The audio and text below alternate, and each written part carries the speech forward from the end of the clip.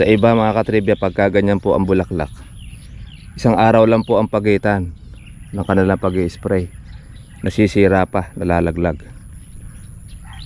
Pero tayo nag-spray ng ating kalamansi 3 araw, 2 beses sa isang linggo ang ating pag-i-spray, yung dati natin ginagamit na mga synthetic. Yan. Kaya matutuwa ka mga katribya po sa ating kalamansi dahil grabe ang bulaklak. Bulaklak pa lang panalo na. Kaya lang hindi pa rin po mga katribya batayan po ang bulaklak para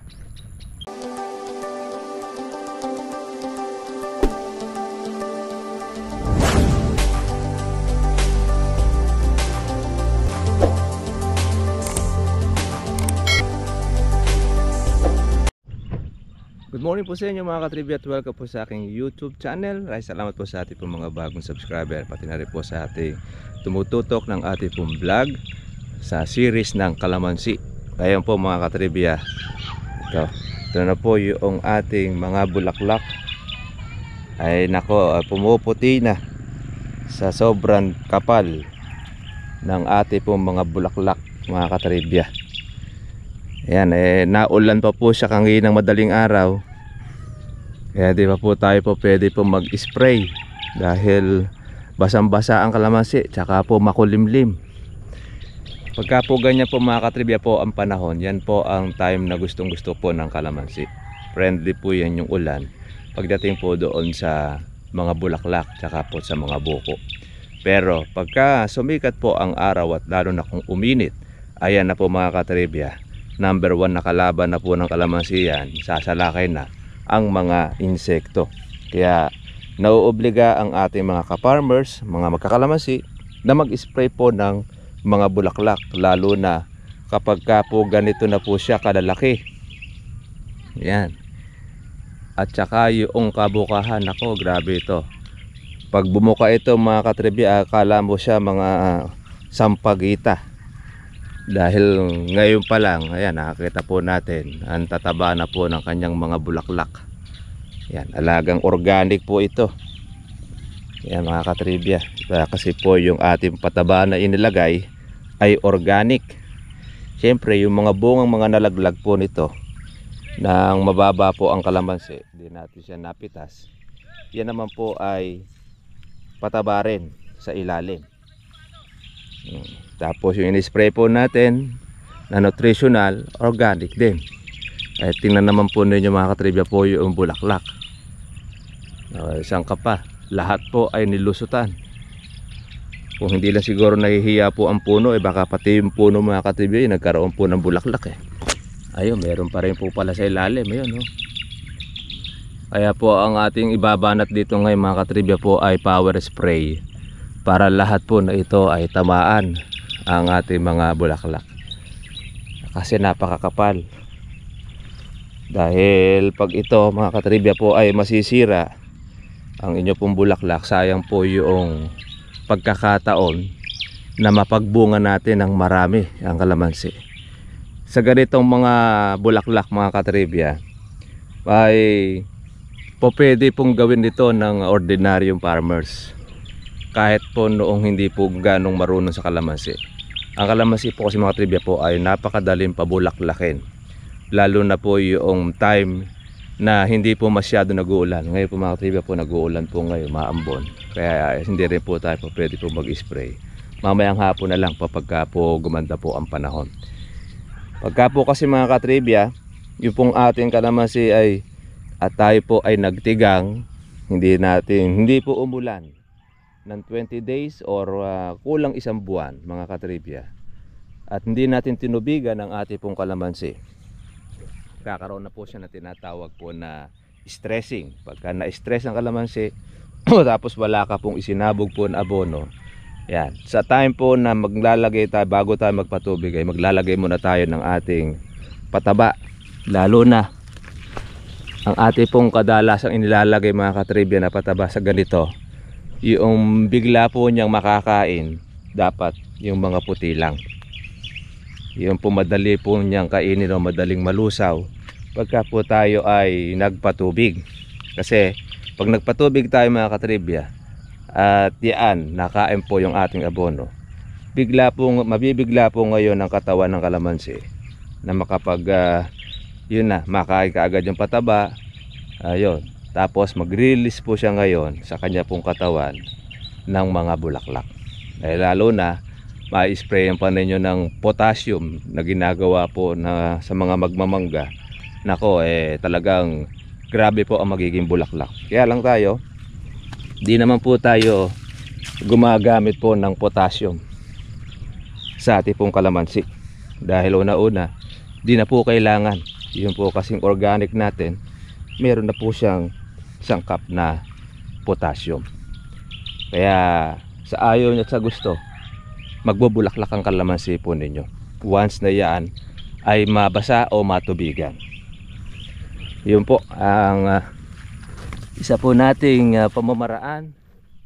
Kaya yun pong ating mga ka-farmers, padali pong magpabulaklak, lalo dito sa Nueva Ecija. Bibihira ang ulan lalo sa tag-araw, kaya tayo po ay nakakapagkondisyon ng ating mga kalamansi.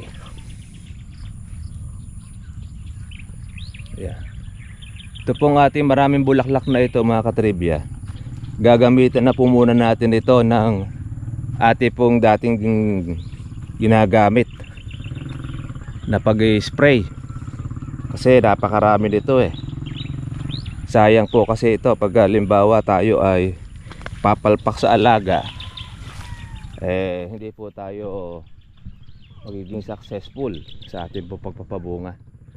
Ngayon po yung kay Sir Marvin, meron lang tayong isang lugar na titingnan pa rin po natin o obserbahan po yung resulta nung ating ginagamit na organic insecticide. Ngayon maliliit pa lang po yung mga buko, di pa po natin nakikita po yung kanyang hugis kung siya po ay magtutuloy o hindi.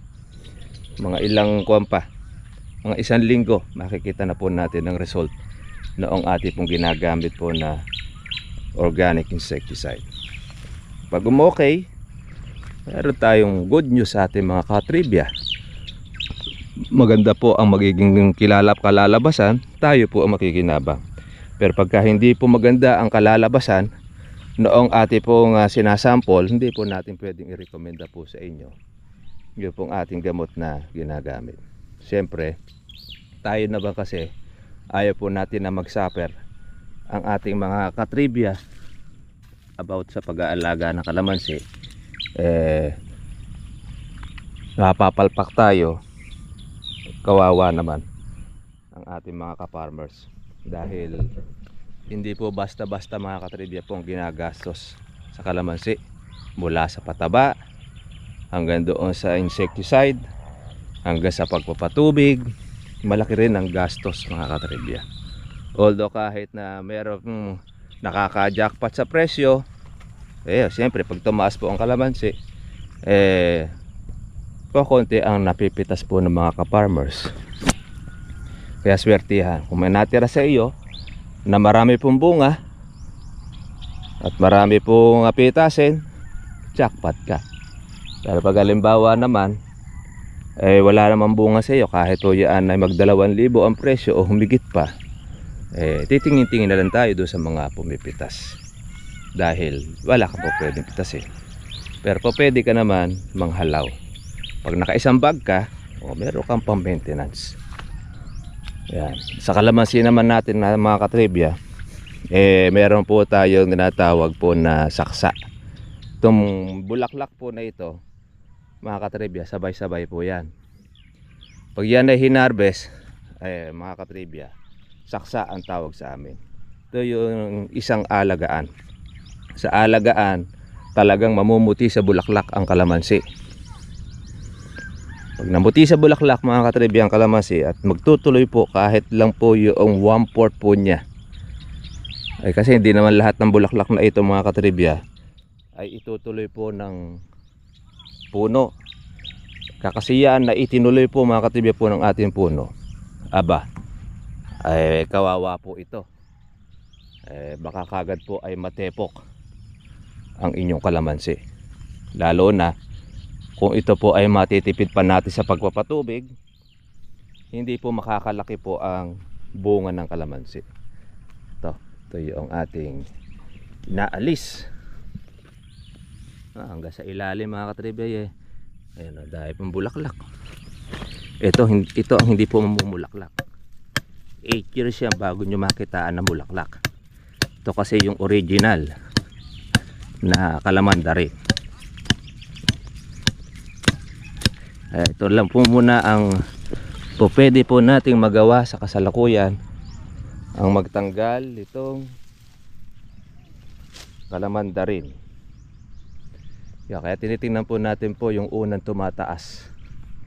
Yan po kasi ang unang tumataas po sa kalamansi, yung pong kalamandarin. Kagaya no, mataas na siya. Ayaw niya noong ibabawan ng kalamansi, kaya tataas at tataas siya. Iba-iba po yung kanyang dahon. Malapad, tapos mahaba po ang tinik. Ito po mga katribya po yung bayabas po natin na kung saan papatay na sana, pero malaki pala bunga. Hindi naman siya nakakasagabal po sa ating kalamansi. Nakakuha tayo ng malaking bukat na hinog. Kaya lang nung matutunan po nung mga bata, wala na rin po tayo mahabutan po na hinog. Okay lang, pwede naman po siyang pang-asim. Kaya maliligo ka sa kalamansi basta't umulan, dahil yung dahon niya nag-iimbak po ng tubig.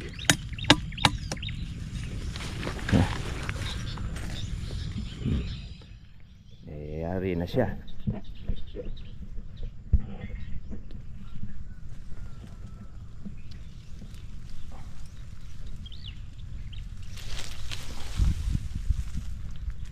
Saka natin siya ilalagay sa gilid.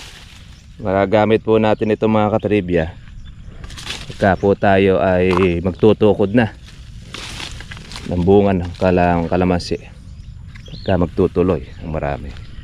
Pero pagka hindi naman po magtutuloy ba, hindi po natin magagamit yun. Hinahanap po natin yung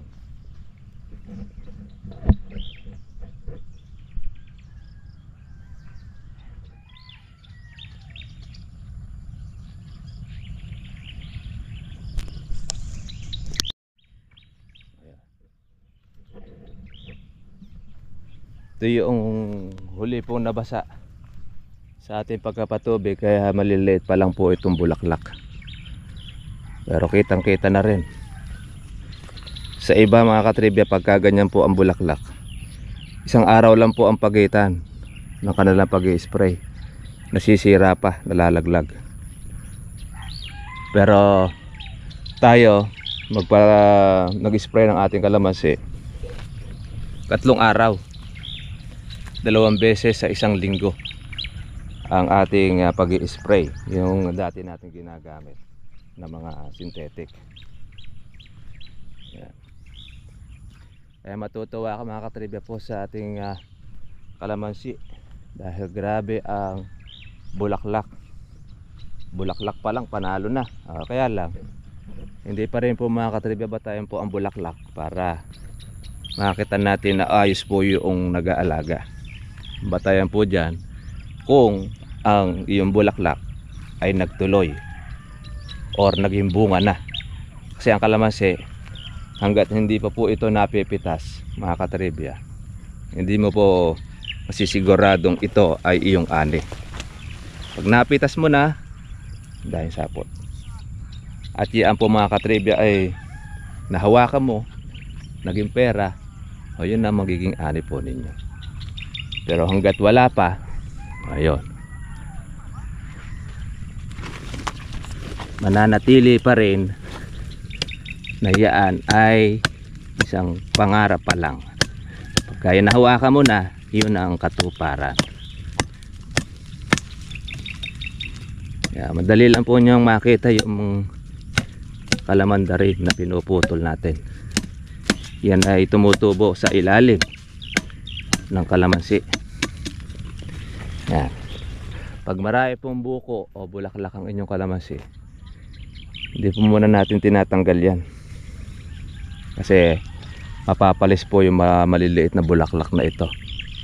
Iyalang muna natin siya. Pag natagtag na mga katribya po yung ating bulaklak, tsaka na lang natin siya pwedeng alisin yung ating mga pinutol na yan. O gaya nito, ubod ng dami ng bulaklak. Tayo rin ay basa na rin dahil po sa ulan.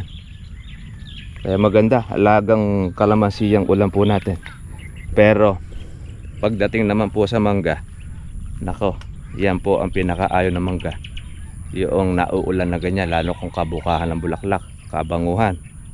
Yung ating pong mga mag-i-spray, sigurado mga hilong-talilong na yon kung paano nila ngayon maaagapan ng kanilang mga bulaklak ng mangga.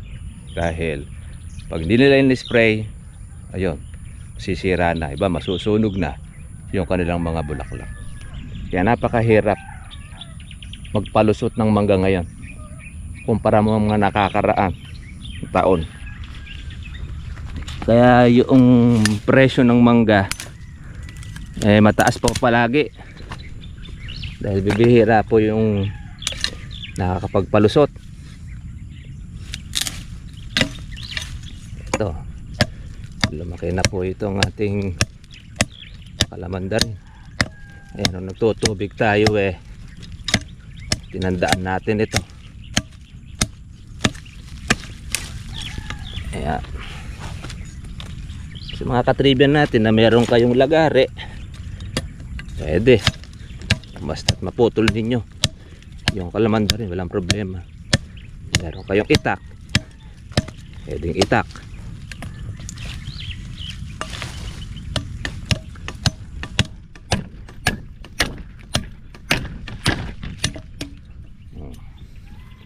Yan yung ating paglilinis sa ating kalamansi.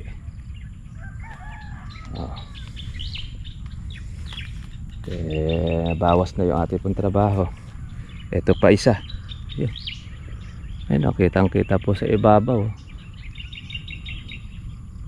Kaya lang, kaya meron siyang bulaklak, kalamansi. Ayun, kalamansi siya, meron siyang bulaklak Yan po yung palatandaan mga katribya doon po sa ating kalamansi tsaka kalamandarin. Pag tumayog po yung kalamandarin tapos wala siyang bulaklak, ganitong bulaklakan, siya lang ang wala, putulin nyo na, dahil yun na po yung kalamandarin. Tingnan nyo nga yung isa pong single po ang sanga, kala mo siya kalamandarin pero may bulaklak po doon sa ibabaw. Lahat ng usbong tinubuan ng bulaklak grabe. Yan ang mga magaganda talagang inaalagaan. I-spray. Ngayon, kung magkano ang tamaan ng presyo nito pagka siya po ay nagtuloy, yun po ang ating ipagpapasalamat na bigay ng may kapal. Yan. Ito naman yung last na ating natubigan, dulo. Kaya yung ating bulaklak ay hindi po siya parehas. Tingnan nyo itong bayabas na ito. Tayo lang po ito ng ibon, tumubo na. Kaya agadin po natin siya na tanggalin. Kakain pa po na sustansya ng kalamansiya.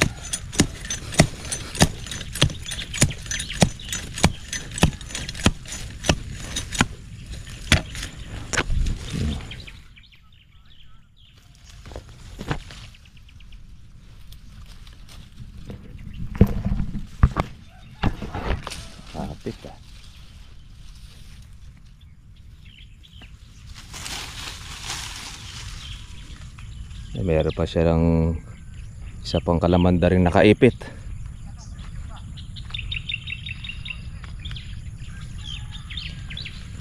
Yan mga trivia po yung bulaklak oh. Grabe. Yan oh. Kapal. Kapal niya. Dami. Pa mga buka na. Yan.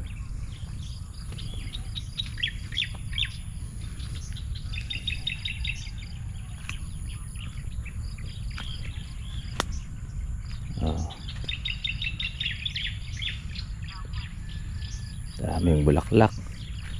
May bayabas pa.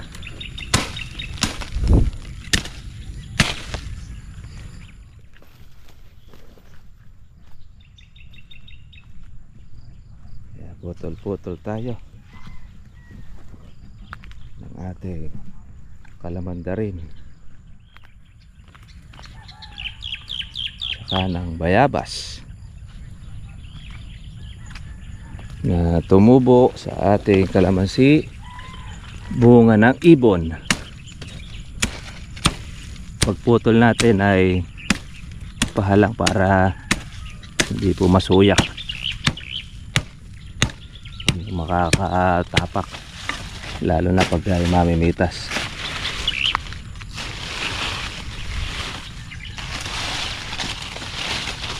Yan, daming bulaklak. Ito isa rin damo ito.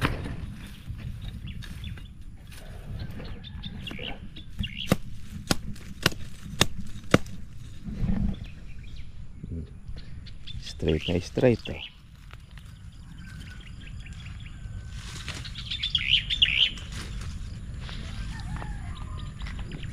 Ito sisinupin na lang natin ito dahil matigas ang kuwan ito pag matinik.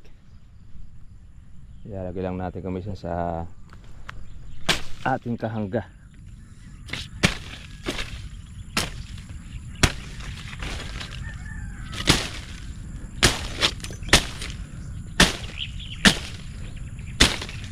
Ibay ng bayabas, isa sa pinakamaasim na prutas, bayabas. Grabe ang vitamin C niyan, nakakatribya. Ito, graduate na ito, nagkasakit ito ng punggos. Yan, yung isang puno, pwede pa natin itong taniman. Kaya lang hindi na po doon sa mismong pinagtaniman niya, dahil na doon po yung sakit niya. Kaya kailangan lalagyan po natin muna siya ng ating gamot para sa punggos.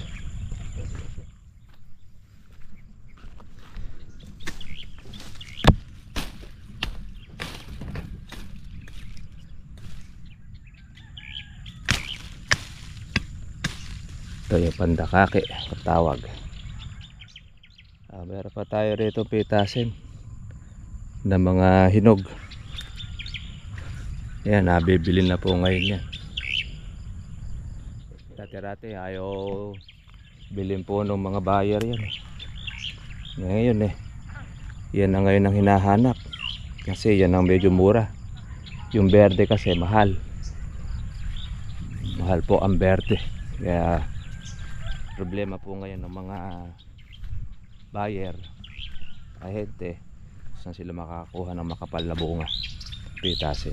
Kaya jackpot kayo kung meron kayong maraming pitasin. Ating magic fruit, laki na, daing bunga.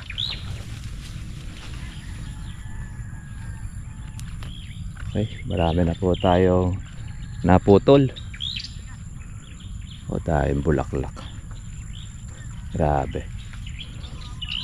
Pagka yan mga katribya po ay bumuka, ay humahalimuyak ito na gaya na sampagita. Tingnan nyo po itong single na sanga. Pag yan ay napuno ng bunga, babayok yan. Basta't maganda lang po ang alaga. magtutuloy ang bunga. Pero pagka hindi babayok. Mananatili siyang ganun, straight. Kaya ito, 3 taon at kalahati itong ating kalamansi na ito. Ito, natanggal din natin ito. Kaya lang mahirap po natin putulin sa ngayon dahil tuyo na siya. Pagka ating ginulok mapapagpag yung bulaklak. Ganyan lang muna, puto lang muna natin. Ito rin, ito yung sanga. Ingat na ingat sa pagpuputol nito, makunat. Pag natagtag na lang yung bulaklak para maingatan, sayang yung bulaklak na malalaglag. Ayan, ganda ng buka ng bulaklak po natin. Ito, pero pang isa. Yeah. Sige mga katribya, at follow up lang po tayo dito sa ating pong inaalaga pong kalamansi. Magandang balita dahil namumuti sa bulaklak po ito. Halangan na lang po natin ang tutok ng alaga para ito ay magtuloy. Kaya magtuloy lang siya na ang 1/4 nito, napakaraming magiging bunga nito mga katribya. Kaya lang siyempre malalaman natin sa huli yan kung ito ay magtutuloy, kung hindi tayo papalpak. Dahil kahit man po kami mga katribya po na matagal na po sa pagkakalamansi, once na ikaw ay pumalpak doon sa iyong gamot na ginagamit, hindi rin po magtutuloy ang bunga ng inyong kalamansi hanggang doon sa mauwi na ikaw ay hindi magkikita. Hindi ka naman malulugi, kaya lang hindi ka gaya nung inaasahan mo talaga. Di baling medyo mababa ang presyo ng kalamansi, basta't marami ka naman magiging bunga at mapipitas, yon, kikita ang mga magkakalamansi. Paano mga trivia, God bless po sa inyo lahat. Kita lang po tayo po bukas para sa susunod po natin vlog. Bye bye.